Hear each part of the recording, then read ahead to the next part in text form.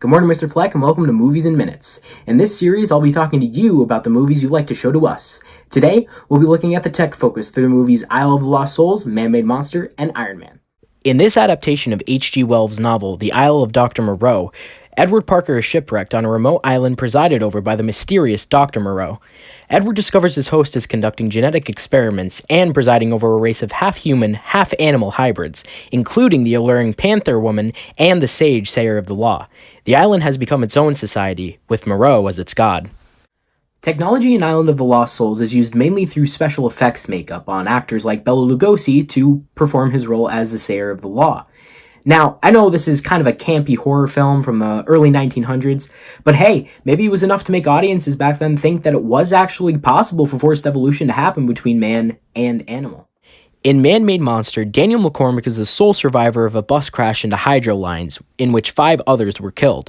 Intrigued by Dan's apparent immunity to electricity, Dr. John Lawrence, distinguished electrobiologist, asked Dan to visit him at his laboratory, where Lawrence's assistant, Dr. Paul Regas, is secretly conducting experiments to prove his theory that human life can be motivated and controlled by electricity.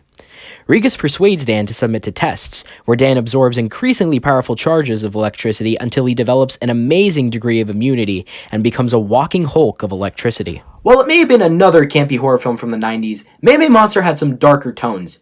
These could be enhanced through the special effects in the movie, such as the glow used on Dan's body to really make him look like a hulking behemoth of electricity. Pair that with Dr. Regas' lab and the insulated suit used for Dan, and you've got a character straight from the pages of Mary Shelley herself. In Iron Man, a billionaire industrialist and genius inventor, Tony Stark, is conducting weapons tests overseas, but terrorists kidnap him to force him to build a devastating weapon.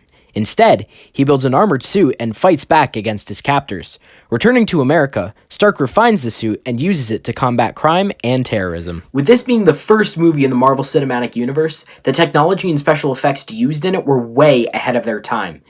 Just the CGI and actual robotics needed to create multiple suits of armor, plus all the other added effects for, dramatic effect or action or whatever it was, made this a very significant movie and a huge turning point for Marvel and superhero movies alike. All 3 of these films are different in their own right, but all can be connected through the common theme that men should not mess with things that they do not understand. All 3 of these films also contain some sort of mad scientists in their own way. Isle of the Lost Souls has Dr. Moreau, a man who's just trying to push the envelope of evolution by having half-human, half-animal-like creatures staying on his island. Then there's Dr. Regas for Man-Made Monster, an evil scientist whose electricity experiments turn Dan into a walking behemoth full of electricity without conscious thought in mind. Then there's Tony Stark, a man who might not necessarily be a mad scientist if you look at him, but it did take his own technology being used against him in the desert for him to create the Iron Man suit, which he would then use to combat that same terrorism itself. That's all I've got for this video, but join me next time when we go over the story focus. Thanks for watching.